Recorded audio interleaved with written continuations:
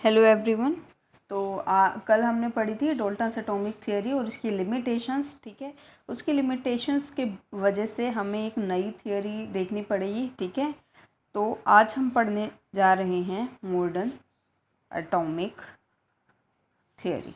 Okay, modern atomic theory. ठीक है, हमें पता बहुत सारी लिमिटेशन थी डाल्टन एटॉमिक थियरी। ठीक है, लेकिन फिर भी 1 सेंचुरी तक वो मतलब लोग उसको पढ़ते रहे। ठीक है, और मतलब वो कंटिन्यू रही। लेकिन जैसे 20th सेंचुरी की शुरुआत हुई तो जे थॉमसन जो हैं, रदरफोर्ड जो हैं, नील बोर हैं और जो दूसरे और भी साइंटिस्ट हैं, उनका काम सामने आया। उन्होंने एटम के स्ट्रक्चर के ऊपर काम किया था। ठीक है, तो उसी की अगर लाइट में हम देखें तो बहुत सारी जो डाल्टन थ्योरी की लिमिटेशंस थी वो रिमूव हो चुकी थी और उसकी जगह एक नई थियरी आई थी जिसको हम नाम देते हैं मॉडर्न एटॉमिक थियरी। ठीक है, तो हमें मेन पॉइंट्स पढ़ने हैं इस थियरी के। तो इसका जो फर्स्ट पॉइंट है ना, उसमें उसने साइंटिस्ट ने इस थियरी का फर्स्ट पॉइंट क्या दिया था, जो एटम है वो अब इतनी ज़्यादा इंडिविजिबल नहीं है। इंडिविजुअल हम बोलते थे ना, एटम है उसको तोड़ नहीं सकते। ठीक है, लेकिन उसने ये बोला है कि ऐसा नहीं है कि हम एटम को तोड़ नहीं सकते। ठीक है, इसके अंदर एटम के अंदर बहुत छोटे छोटे पार्टिकल्स होते हैं जिनको हम सब एटॉमिक पार्टिकल्स बोलते हैं, जैसे कि इलेक्ट्रॉन हो गया, प्रोटॉन हो गया, न्यूट्रॉन हो गया। ठीक है, और इसीलिए उन्होंने बोला था कि जो एटम है वो अब स्मॉलेस्ट पोर्शन नहीं रहा मैटर का, जो कि एक केमिकल कॉम्बिनेशन में पार्टिसिपेट करता है। ठीक है, तो फर्स्ट पॉइंट हमें क्या लिखना है, atom is no longer indivisible. Okay, क्योंकि इसके अंदर क्या होते हैं, it contains subatomic particles such as electron, proton and neutron.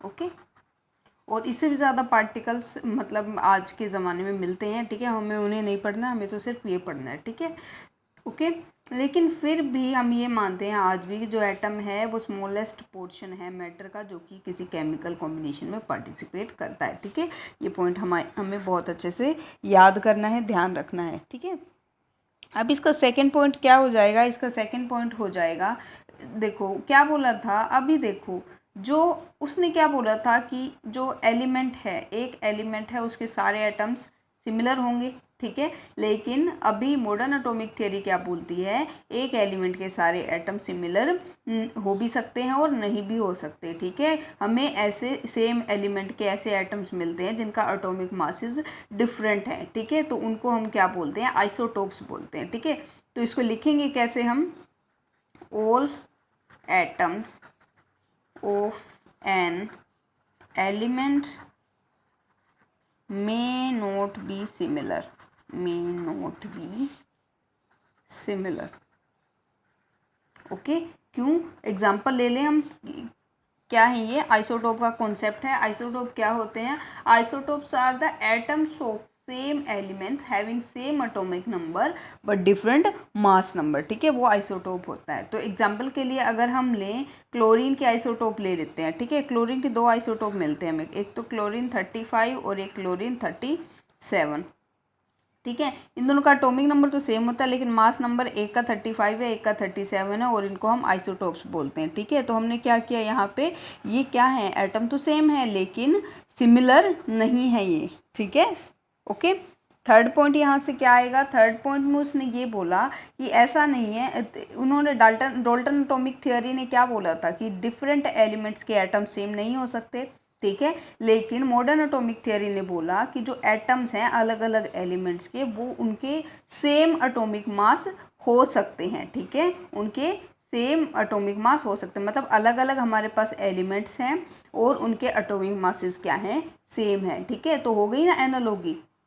Okay, तो मतलब क्या है, जैसे कि अगर हम कैल्शियम और आर्गन की बात करेंगे ना, ठीक है, कैल्शियम और आर्गन के, तो हमें देखेंगे कि ये एलिमेंट्स तो अलग अलग हैं। ठीक है, लेकिन इनके जो यहाँ पे, लेकिन इनके अंदर ये सिमिलैरिटी है और इनको क्या बोलते हैं, आइसोबार्स बोलते हैं। ठीक है, इनका एटॉमिक मास सेम होता है। ओके, तो क्या है, इसके लिए हमें क्या लिखना है, हमें लिखना है atoms of the different elements, atoms of the different elements may have same atomic masses. Okay, example हो जाएगा हमारा कैल्शियम एंड आर्गन, ठीक है। इनको हम क्या बोलते हैं, आइसोबार्स बोलते हैं हम इनको। ओके, फोर्थ पॉइंट आएगा इसमें।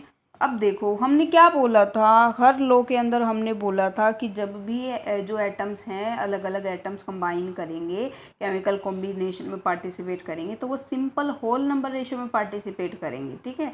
लेकिन अगर हम सुक्रोज का स्ट्रक्चर देखते हैं, ठीक है, सुक्रोज का स्ट्रक्चर क्या होता है, C12H22O11 होता है। तो किस रेशो में है, 12, 22, 11। ये कोई सिंपल होल नंबर है, नहीं है, ये सिंपल होल नंबर रेशो नहीं है, ठीक है। तो हमारा ये जो मॉडर्न एटॉमिक थियरी है उसने क्या बोला, उसने ये बोला कि जो एटम्स है ना, हमेशा ये ज़रूरी नहीं है कि वो सिंपल होल नंबर रेशो में ही कंबाइन करेंगे, ठीक है। तो इसका पोस्टुलेट फोर्थ क्या हो जाएगा, atoms may not always combine in simple whole number ratios. Okay, बहुत इंपॉर्टेंट है ये। फिर हमने एक पॉइंट ये भी बोला था कि एटम है उसको हम वो इनडिस्ट्रक्टिबल है, ठीक है, उसको तोड़ नहीं सकते, है ना। लेकिन अगर हमने देखा हो कि बहुत सारी जो हमारी न्यूक्लियर रिएक्शंस होती हैं, ठीक है, न्यूक्लियर रिएक्शंस होती हैं ना, उसमें न्यूक्लियस का कुछ मास एनर्जी के अंदर कन्वर्ट हो जाता है आइंस्टाइन की मास एनर्जी रिलेशनशिप के अकॉर्डिंग, ठीक है। तो मतलब किस फॉर्म में, उनमें से जो भी एटम होता है उसके अंदर से अल्फा बीटा और गामा रेज निकलती रहती हैं, और जो एटम है वो छोटे एलिमेंट में कन्वर्ट होता जाता है, ठीक है। तो इससे हम क्या बोल सकते हैं कि एटम इनडिस्ट्रक्टिबल नहीं है। तो यहाँ से हम क्या बोलेंगे, atom is no longer indestructible. Okay, तो ये बोल सकते हैं, ठीक है। लेकिन क्या है, मतलब हमने ये देखा है कि डाल्टन एटॉमिक थियरी के जो पोस्टुलेट थे वो या तो हमने मॉडिफाई कर दिए हैं या रिप्लेस कर दिया मॉडर्न एटॉमिक थियरी की फॉर्म में, ठीक है।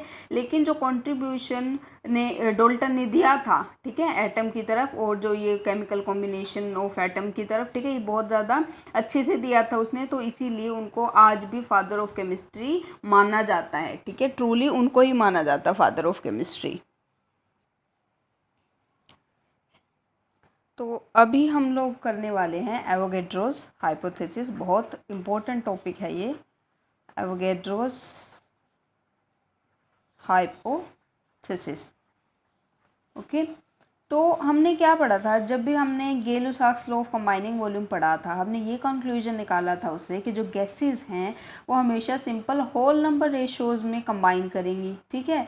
तो उसके बाद एक इटालियन केमिस्ट आया, एमिडियो एवोगैड्रो जिसका नाम था, उसने एक रिलेशनशिप बताया कि gas volume of A gas और जो मॉलिक्यूल्स हैं, ठीक है, किसके बीच में, गैस की वॉल्यूम के बीच में, and the corresponding number of molecules, ठीक है। और उस टाइम उसने क्या किया, कुछ जो टेम्परेचर और प्रेशर कंडीशन थी वो बिल्कुल सेट रख दी, ठीक है। तो ये जो हाइपोथेसिस था उसको एवोगैड्रोस हाइपोथेसिस बोल दिया गया।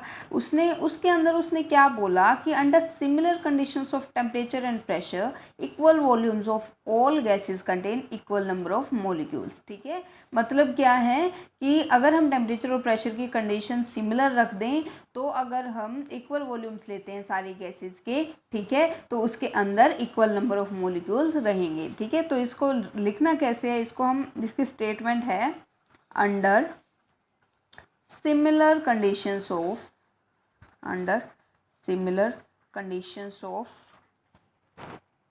temperature and pressure equal volumes of all gases contain equal number of molecules. Okay, तो ये उसका हाइपोथेसिस था। ओके, अब इसको एग्जाम्पल के थ्रू समझेंगे, बहुत अच्छे से समझ आएगा। कैसे किया उसने, अगर हम मान लेते हैं, ठीक है, हमने 3 कंटेनर ले लिए, उसके अंदर 3 गैसेस फिल कर दी, ठीक है। तो हमने यहाँ पे ये 3 कंटेनर मैं ड्रॉ कर रही हूँ, ठीक है। उसने लिए 3 कंटेनर, ओके, और यहाँ से उसने बिल्कुल यहाँ पे बंद कर दिया, ठीक है, तीनों को यहाँ पे बंद कर दिया मान लो, ओके। तो उसने यहाँ पे तीनों को बंद कर दिया। एक में तो H2 गैस भर दी, H2 गैस, ठीक है। दूसरे में ऑक्सीजन गैस भर दी, इसमें क्लोरीन गैस भर दी उसने, ठीक है। और किस पे, नॉर्मल टेम्परेचर प्रेशर या फिर स्टैंडर्ड टेम्परेचर प्रेशर, ठीक है, प्रेशर 1 एटमॉस्फेयर, ओके। तो ये स्टैंडर्ड कंडीशंस में उसने भरी, और जो हमारा टेम्परेचर है वो 273 केल्विन होता है, ठीक है। तो एनटीपी के अंदर जो हमारा टेम्परेचर होता है वो तो 273 केल्विन होता है, और प्रेशर हम 1 एटमॉस्फेयर लेते हैं, ठीक है। तो एनटीपी की उसने कंडीशंस रखी, और उसमें ये सेम वॉल्यूम भर दी इन गैसेस की, ठीक है। लेट अस सपोज उसने 1 लीटर इसके भरे थे, 1 लीटर O2 के भरे थे, और 1 लीटर ही Cl2 के भरे थे, ठीक है।